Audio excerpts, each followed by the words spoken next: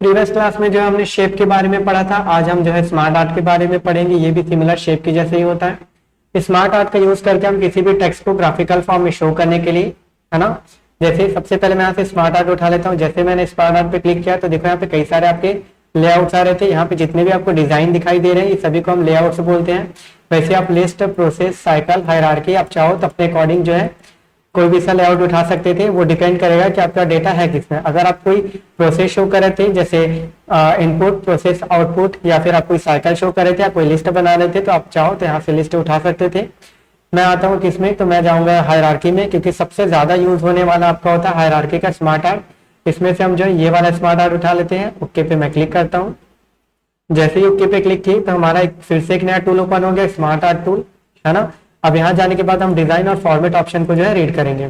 सबसे पहले आते हैं डिजाइन ऑप्शन में। डिजाइन ऑप्शन में जाने के बाद फर्स्ट ही आता है आपका स्मार्ट आर्ट का स्टाइल। तो आप चाहो यहाँ से स्मार्ट आर्ट को कई सारे ग्राफिक्स में, कई सारे डिजाइन में चेंज कर सकते थे अपने अकॉर्डिंग, जैसा भी आपको सही लगे, है ना। अगर मुझे इसे वापिस से रीसेट करना होगा, जैसे मैंने यहाँ से 3D लुक दे दिया है और इसे रीसेट करना था, तब वापिस यहाँ से रीसेट ग्राफिक का यूज करके अपने पूरे स्मार्ट आर्ट को रीसेट कर सकते हो।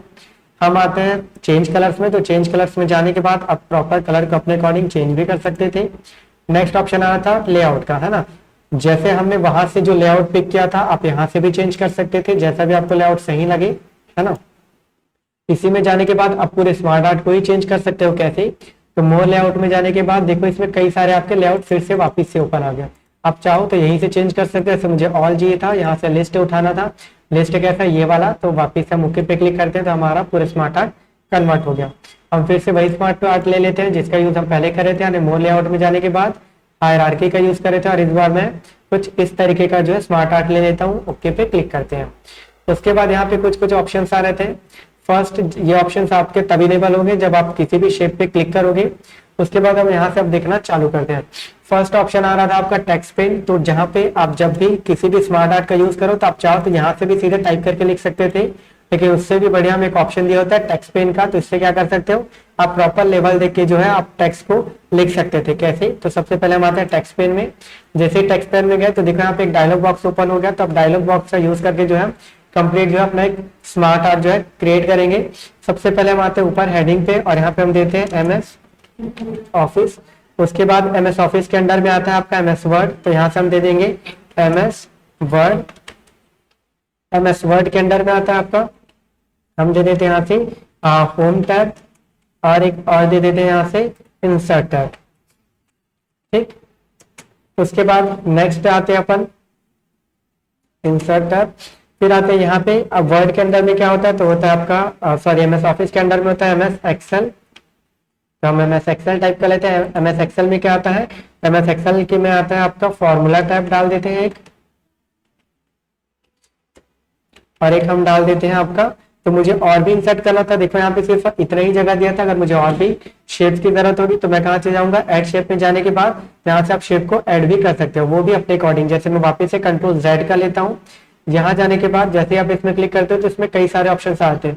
ऐड शेप आफ्टर यानी उसके बाद में, बिफोर यानी उसके पहले, अबोव यानी शेप के ऊपर में, और बिलो यानी उसके नीचे में। तो मुझे क्या चाहिए, इसके जस्ट बाद में चाहिए, तो मैं ऐड शेप आफ्टर का यूज करूंगा। जैसे यहाँ पे गए तो एक और शेप इंसर्ट हो चुका था। अब यहाँ पे हम डाल लेते हैं डाटा टैब। ठीक, उसके बाद मुझे फिर से क्रिएट करना था, तो यहीं पे जाने के बाद हम फिर से एक बार क्लिक करते हैं यहाँ से, तो देखो फिर से एक शेप इंसर्ट हो गया। लेकिन अब मुझे क्या करना था, फॉर्मूला टैब और डाटा टैब के बाद ये वाला जो टैब था उसको ऊपर लेके आना था, यानी MS ऑफिस के जस्ट बाजू में, है ना। यानी MS ऑफिस के अंडर लाना था, यानी वर्ड और एक्सेल, और एक और बनाना था मुझे पावर पॉइंट के नाम से। तो मैं वो कैसे बनाऊंगा शेप, तो यहाँ से देखो दो ऑप्शन आता है। प्रमोट यानी आप शेप को ऊपर ले आ सकते हो, डिमोट यानी वापिस से शेप को नीचे ले आ सकते थे। ठीक, तो मैं जैसे ही प्रमोट पे क्लिक करूंगा तो हमारा शेप ऊपर चला गया। एक बार और प्रमोट पे क्लिक करोगे तो हमारा शेप जो है सबसे ऊपर चला गया, है ना, यानी हेडिंग में चला गया। तो हम यहाँ से हेडिंग वगैरह भी यहाँ से चेंज कर सकते थे। तो वापिस से डिमोट करते हैं और इसको जो है वर्ड, एक्सेल और पावर पॉइंट की कैटेगरी में लाते हैं, और यहाँ से हम डाल देते हैं PPT। हम पावर पॉइंट को शॉर्ट फॉर्म में PPT बोलते हैं। अब इसके अंडर में भी डालना था, तो फिर से ऐड शेप का इंसर्ट करते हैं। तो देखो इसके जस्ट अंडर में आ गया। अब यहाँ से दे देते हैं हम डिजाइन टैब, और एक और हम यहाँ से इंसर्ट कर लेते हैं, और एक हम दे देते हैं यहाँ से एनिमेशन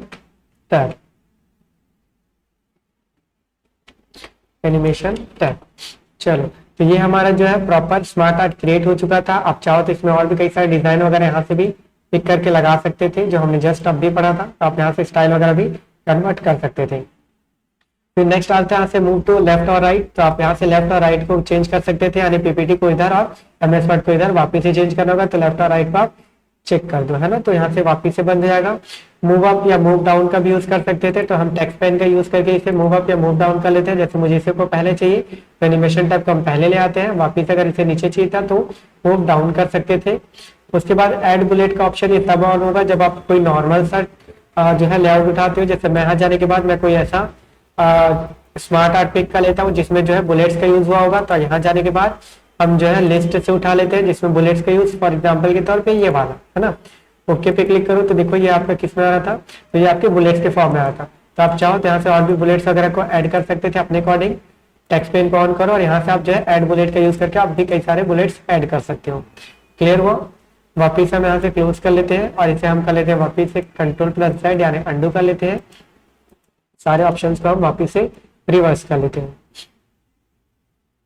चलिए उसके बाद हमारा नेक्स्ट ऑप्शन आ रहा था, तो हमारे ये वाला जो है टैब वो पूरा कंप्लीट हो चुका है ना। ये वाला टैब पूरा कंप्लीट हो चुका था। लेआउट यहाँ पे एक ऑप्शन दिख रहा था, ये आपके एक्सेल पे या फिर आपके चार्ट पे रन करेगा, आपके नॉर्मल जो स्मार्ट आर्ट पे नहीं। अब आते हैं फॉर्मेट टूल में। फॉर्मेट टूल में जाने के बाद फर्स्ट ऑप्शन आता है शेप का, तो आप चाहो तो इसको वापिस से 2D में कन्वर्ट कर सकते हो या फिर से 3D में कन्वर्ट कर सकते थे अपने अकॉर्डिंग। तो मैं इसको वापिस से 2D में कन्वर्ट कर लेता हूँ। उसके बाद आप चाहो तो इस शेप का जो है स्टाइल भी चेंज कर सकते थे, शेप को ही चेंज कर सकते हो। तो शेप में जाने के बाद यहाँ से जो भी आपको सही लग रहा था वाला शेप उठा सकते हो।